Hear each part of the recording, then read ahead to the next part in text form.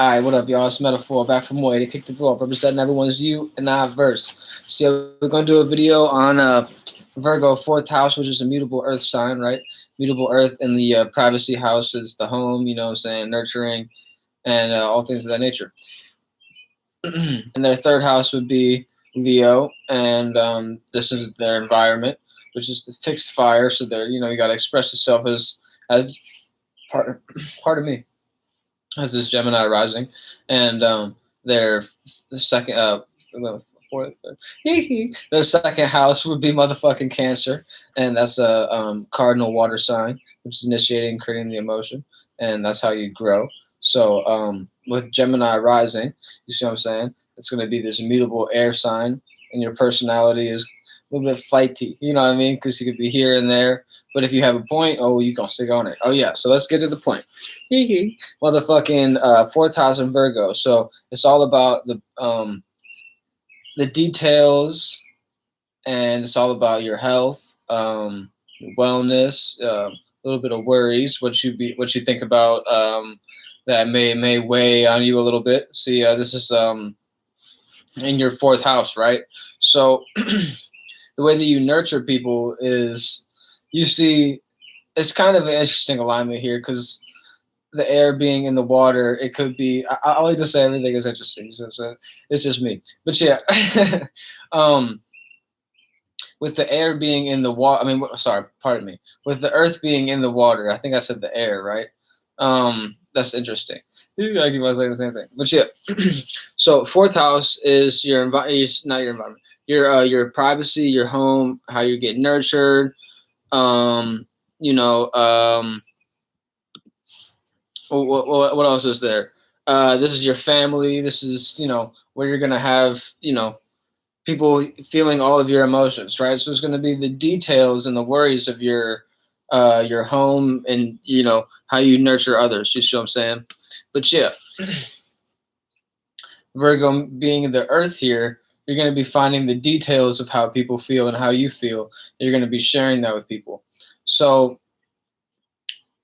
people that you're most close with and you share all these emotions with, that they may see you as a little bit I don't want to say the word cringy, but just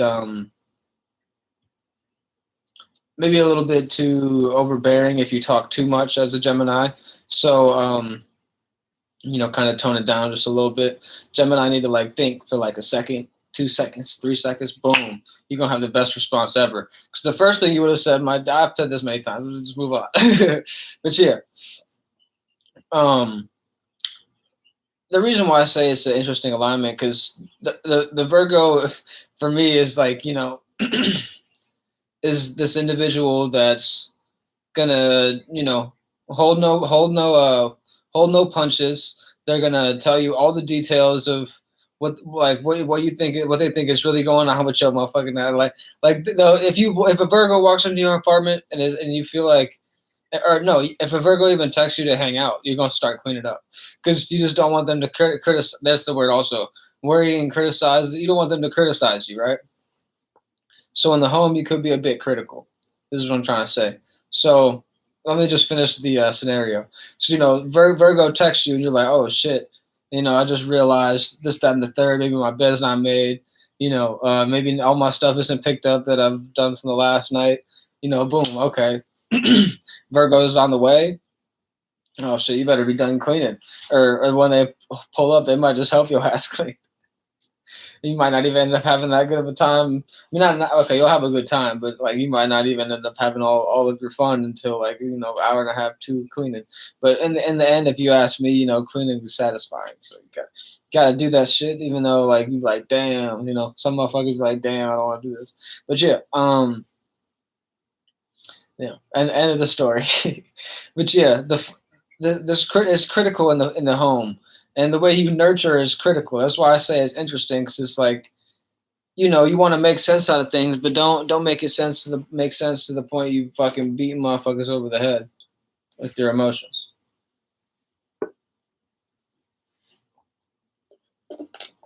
And it could be also with this, you're kind of like black sheep a little bit in the home, maybe. I feel like Gemini always feel this way because they could say exactly what they want to say, or they could go, a little bit around it, and say what they asking kind of a little bit with what they're trying to get across. They'll almost ask you these questions and like, get you on the thought pattern, and then maybe work with it and see how far they can go with it. So yeah, this is the Gemini rising series. So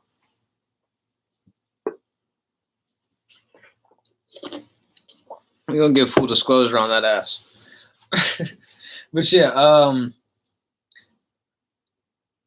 like I said, just don't be too critical with the people you're around. And it could be good if you're the boss of the home or the oldest, so you could set this example of you know people asking you questions about life. That's one thing for sure you really go for, especially with this communicative nature.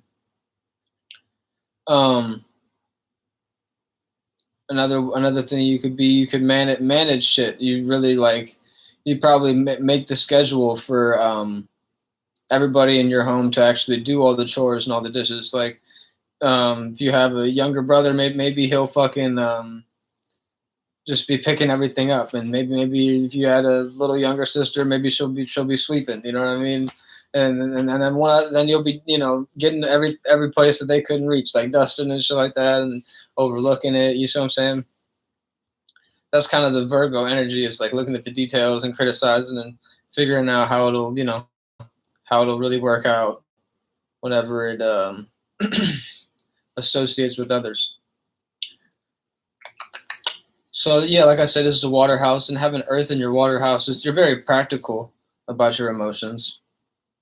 Um, your eighth house would be motherfucking. Since you have Virgo here, it'd be Capricorn would be next.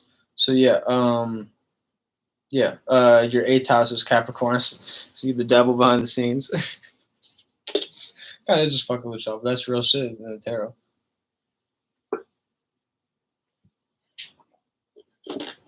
Passions and motivations end up being a motherfucking blueprint. The way that people make you feel, you end up, oh, all right, they made me feel this way. Well, whenever I'm in this environment, I'm gonna make sure that I have this, that, and the third, and this is something that they need, so they're gonna end up needing me. And you gonna get the business off it. But yeah, we just you take it where you get it. With that annotation, analogy. Yeah, I think that's pretty much all you can really say. It's like, you can really like schedule things. You can be very practical about your emotions, but you could also be so hard to the point where people think you don't have emotions, and then you communicate about just like shit all the time to the point where people like goes one and out the ear. Pardon me, one ear out the other. So it's real. That's funny. I think it just lagged. I think it's just about taking your time to say exactly what you want to say. Hold on to that thought for a second or two, which is really, with the earth, it's like you don't even feel like these are emotions. So like, hold on to that thought for a second, and then a second or two, and then look to express it. So yeah, this is going to be Gemini rising with this would be their first house, right? Their second house would be Cancer. Their third house would be Leo, and their fourth house would be Virgo. So yeah, holla at me in the next video, yo.